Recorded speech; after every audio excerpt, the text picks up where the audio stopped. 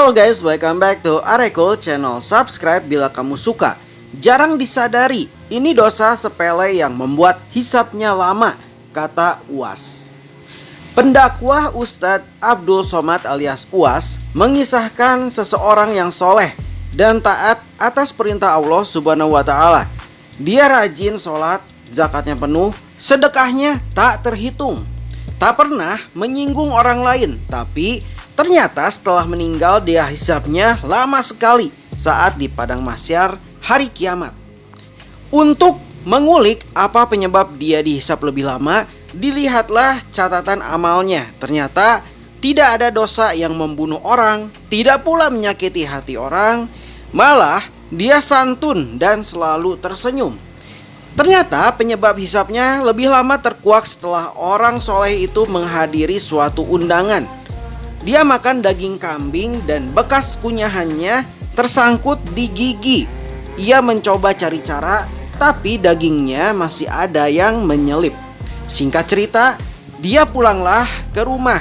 Di perjalanan, orang tersebut mengambil kayu ranting kecil. Lalu, kayu tersebut digunakan untuk mencongkelkan sisa daging yang menyangkut di celah gigi. Akhirnya, terlepaslah sisa kunyahan daging itu. Setelah itu dia pulang tanpa beban. Ternyata yang membuat hisap itu lama di hadapan Allah Subhanahu wa Ta'ala bukan karena tidak bersedekah, bukan karena tidak sholat, bukan karena tidak puasa, tapi ternyata satu ranting yang terambil tanpa izin yang punya pun membuat hisap itu lama, tutur UAS. Sebagaimana kisahnya dalam kitab Al-Risalah Al-Kusyairiyah. Kalaulah satu ranting membuat hisap seseorang lama, lalu bagaimana dengan orang yang sengaja memotong, mengambil, menggarap, menghabisi, kemudian menganggap cukup tertebus dengan umroh, dengan munajat di pintu Ka'bah.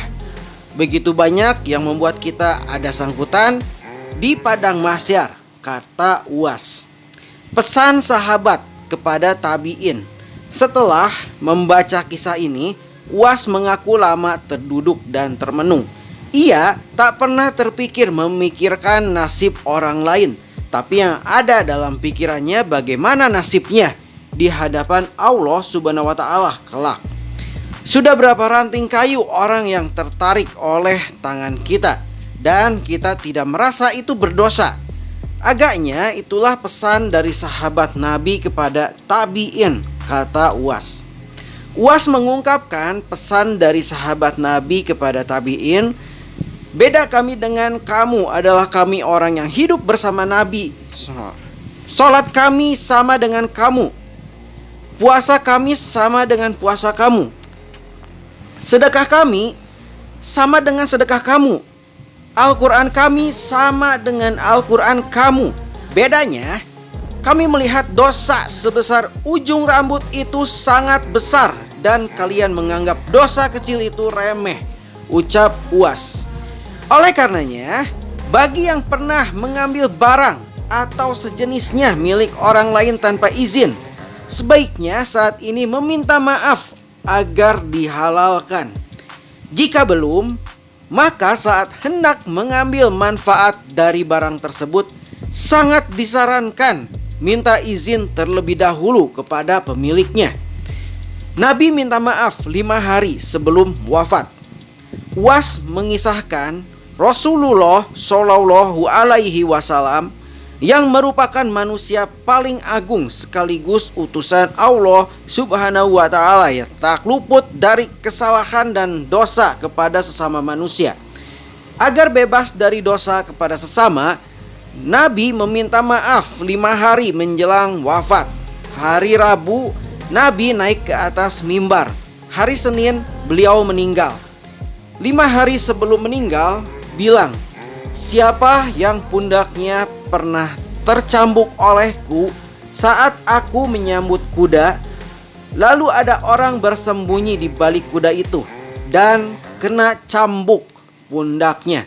Ini pundak Muhammad. Silakan balas daripada aku mencari kalian nanti di padang mahsyar di akhirat. Lebih baik balaslah sekarang. Demikian disampaikan UAS. UAS menambahkan Rasulullah juga meminta maaf jika kata-katanya pernah menyinggung perasaan dan membuat sakit hati orang. Ia meminta dibalasnya saat itu agar bebas di akhirat kelak.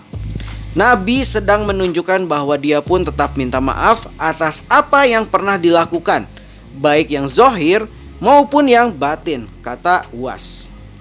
Oke guys, sekian saja info dari Areko Channel. Subscribe bila kamu suka dan see you, bye bye.